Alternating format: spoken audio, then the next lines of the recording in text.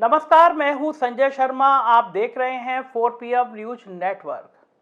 Samajwadi party के लिए दिन अच्छा नहीं है। आज अखिलेश यादव अलीगढ़ की रैली में नहीं गए।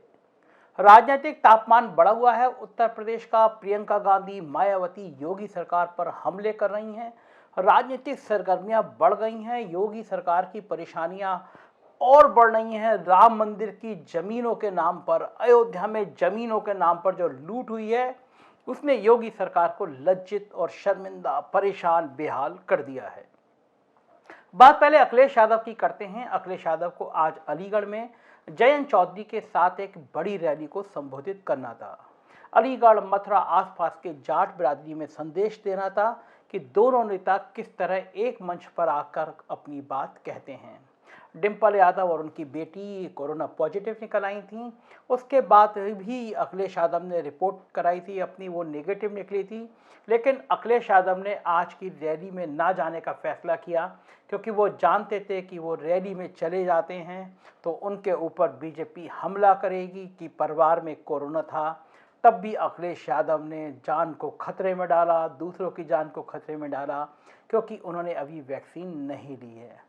अखिलेश यादव इस तरह के हमले को मौका नहीं देना चाहते थे। उन्होंने ट्वीट करके कहा कि परिवार में कुछ लोगों को कोरोना पॉजिटिव हुआ है, तो मैंने 3 दिन के लिए अपने आप को आइसोलेट कर लिया है। लोगों से सार्वजनिक कार्यक्रमों में भाग नहीं लूँगा, सार्वजनिक रूप से लोगों से नहीं मिलूँगा। 3 दिन बाद वो फिर टेस्ट कराएंगे और अगर रिपोर्ट नेगेटिव आती है तो फिर वो लोगों से संवाद शुरू करेंगे। इस बीच में वो अलीगढ़ की रैली को वर्चुअली संबोधित करेंगे। रैली में भीड़ बहुत है। ये समाजवादी पार्टी और अखिलेश यादव के साथ साथ जयंत चौधरी के लिए भी राहत की बात है। उधर अमित शाह ताबड़तोड़ दौरे करने के लिए उत्तर प्रदेश में पधार रहे हैं। एक के बाद वो रोड शो करेंगे, जनसभाएं करेंगे। प्रधानमंत्री बनारस में हैं। लेकिन इस बीच में योगी सरकार के लिए बुरी खबर है। अयोध्या के मामले जिस तरह से चुनाव से पहले खुल रहे हैं, वो बीजेपी सरकार के लिए बहुत संकट की बात है। होना भी चाहिए। अयोध्या में जो अफसर तैनात थे वो जमीनों के लूटने में लग गए। ऐसा कैसे संभव है कि वहां का कमिश्नर अपने ससुर के नाम, परिवार के नाम जमीनें खरीद रहा हो? कानून को लेखपाल, एसडीएम, डीएम, सबके रिश्तेदार, सबके मिलने वाले वहां जमीनों के लूट में लगे हों और सरकार में किसी को पता भी ना चले। और अगर सरकार में ये पता नहीं चलता है कि उसके अफसर किस तरह लूट कर रहे हैं, तो ये मान लेना चाहिए कि सरकार एक अंधे कुएं में गिर रही है और उसका कोई पैरोकार नहीं है। एक बड़ा सवाल यह भी उठ रहा है, राजनीतिक चर्चा इस बात की भी हो रही है, क्या योगी जी की फजीहत कराने के लिए जानबूझकर ये कागज चुनाव से पहले लीक कराए जा रहे हैं? चुनाव सिर पे है। योगी जी की ब्रांडिंग क्या है? योगी जी की ब्रांडिंग है भगवा कपड़ा, गेरुए वस्त्र, संत महात्मा, अयोध्या, काशी, मथुरा की बात कहने वाला। लेकिन जब अयोध्या जो उनका ड्रीम प्रोजेक्ट था, वहां पे जमीनों के घोटाले सामने आ रहे हैं। प्रियंका गांधी ने प्रेस कॉन्फ्रेंस करके एक एक दस्तावेज सामने रख दी है आज कि किस तरह 2 करोड़ की जमीन 5 मिनट में 18 करोड़ की ट्रस्ट खरीद ले रहा है। ट्रस्ट में कौन लोग शामिल हैं? भारतीय जनता पार्टी के नेता, अयोध्या का मेयर। आप सोचिए, मैंने, आपने, करोड़ों लोगों ने, किसी ने 10 रुपए, किसी ने 1000 रुपए, किसी ने 1 लाख, किसी ने 10 लाख, जो जिसकी आस्था थी। महिलाओं ने अपने सोने के जेवर बेच के दिए हैं राम मंदिर में। और हो क्या रहा है? अचानक सुप्रीम कोर्ट के फैसले के बाद अफसरों के ससुर को याद आता है कि हमें तो अयोध्या में जमीनें खरीदनी हैं। अफसरों के सालों को याद आता है। पता चलता है कि कमिश्नर की पत्नी किसी फर्म में जो ठेकेदारी है, इस तरह की चीज़ों में इन्वॉल्व है, वो उसकी डायरेक्टर है। क्या हो रहा है यूपी के आईएएस अफसरों को? उनको पता है कि राजा को कुछ नहीं पता। राजा को सिर्फ अयोध्या, मथुरा और काशी आता है। राजा को सरकार चलाना नहीं आता। कम से कम इस घटना के बाद साबित हो गया कि यूपी के अफसर बेहिसाब तरीके से पिछले सालों में उत्तर प्रदेश को लूटने में लगे हैं। मैं अपने वीडियो से कई बार ये बात कहता हूं, अगर जेवर एक्सप्रेसवे, जेवर एयरपोर्ट, जहां जेवर का एयरपोर्ट बन रहा है, उसकी घोषणा के बाद जेवर एयरपोर्ट के 15 किलोमीटर की अवधि में किन किन लोगों ने जमीनें खरीदी, इसका सामने डिटेल रख दिया जाए तो उत्तर प्रदेश सरकार के बहुत बहुत बड़े अफसर, मुख्यमंत्री के चाहने वाले अफसर भी बेनकाब हो जाएंगे। अगर डिफेंस की जहाँ पे कॉरिडोर बन रहा था झांसी के आसपास किन किन लोगों ने ज़मीनें खरीदी, ये से पता चल जाए तो बहुत अफसर बेनकाब हो जाएंगे। अगर पता चल जाए कि गंगा एक्सप्रेस को जो अभी बना ही नहीं, अडानी भैया को सौंप दिया गया, उसके आसपास की ज़मीनें कौन खरीद रहा है, तो बड़े अफसर बेनकाब हो जाएंगे। और ये कैसे संभव है कि प्रदेश के मुख्यमंत्री को पता ही ना हो कि उनके अफसर किस तरह के भ्रष्टाचार में लिप्त हैं। ईमानदार सरकार, इन घोटालों के बाद आप कह सकते हैं ईमानदार सरकार? क्या इससे ज़्यादा भ्रष्टाचार आपने कहीं देखा?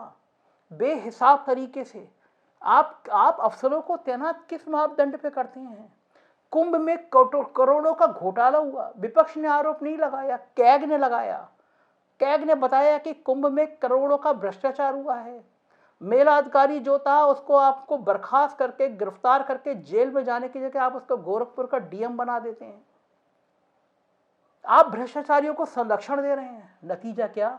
चुनाव से पहले आपके एक एक करके आपके चेहरे से पर्दे हट रहे हैं। कहा जा रहा है कि आपके संरक्षण में ये भ्रष्ट अफसर फल फूल रहे हैं 5 सालों में। क्या किया आपने? क्यों नहीं पता चला कि वहां का कमिश्नर लोगों की बात सुनने की जगह जमीन के धंधे में लगा हुआ है? और जांच किससे करा रहे हैं? एक विशेष सचिव से, जो कमिश्नर का बहुत जूनियर अफसर है।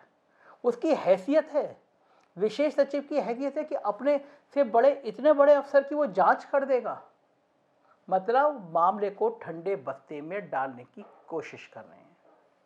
लेकिन विपक्ष को पता है कि रावण की अब नाभि कहां है और नाभि पे तीर चलाए जा रहे हैं। नाभि पे बताया जा रहा है कि आप कितने ईमानदार हैं। एक के बाद एक भ्रष्टाचार की कहानी सामने आ रही है। अब जब अमित शाह भ्रष्टाचार की बात करेंगे, जब दूरबीन लगा के अपराधियों को देखेंगे, तो दूरबीन से टेनी महाराज का चेहरा सामने किया जाएगा। और जब भ्रष्टाचार की बात मोदी और अमित शाह करेंगे तो राम मंदिर की जमीन के आसपास के जमीनों के घोटाले को सामने रखा जाएगा। किस मुंह से बीजेपी नैतिकता की बात कर पाएगी? किस मुंह से कहा जाएगा कि मंदिर हमारी भावनाओं का सम्मान है? काशी में आपने अर्नेस्ट एंड यंग कंपनी, एक ब्रिटिश कंपनी को काम दे दिया। वो काशी के मंदिर का प्रसाद और के सब लाइजनिंग के काम और सारा काम देखेगी। लंदन की कंपनी हमारे बाबा भोले का मंदिर देखेगी। डूब मरिया आप लोग। क्या आपको उत्तर प्रदेश का या भारत की कोई कंपनी नहीं मिली?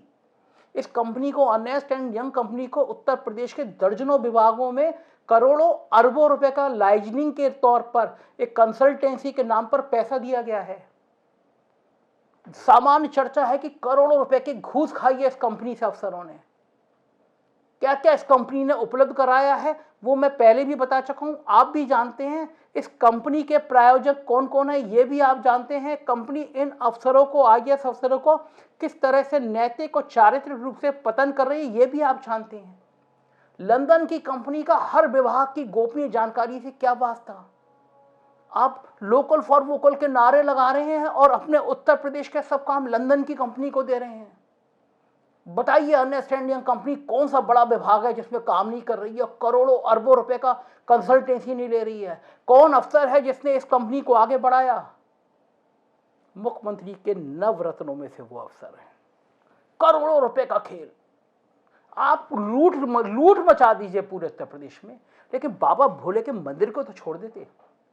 आपने वहां भी इस भ्रष्ट कंपनी को घुसा दिया। तो अब चुनाव के सामने आपका यह चेहरा तो आएगा। लोग तो पूछेंगे, यहाँ दाल में कुछ काला नहीं है, यहाँ तो पूरी दाल काली है। देखते रहिए 4PM न्यूज नेटवर्क, क्योंकि इससे ज़्यादा खरी खरी बात कहने वाला चैनल नहीं मिलेगा। हम गोदी मीडिया नहीं है, हम भक्तों का प्रलाप नहीं दिखाएंगे आपको। हम सच कहेंगे, डंके की चोट पे कहेंगे। आपको लगता है हम सच बोल रहे हैं तो एक ये नंबर है, इस नंबर पर मैसेज कीजिए, हमसे दोस्ती करिए, संवाद बनिए, हमारा परिवार का सदस्य बनिए और सब्सक्राइब करिए हमारे चैनल को। Thank you.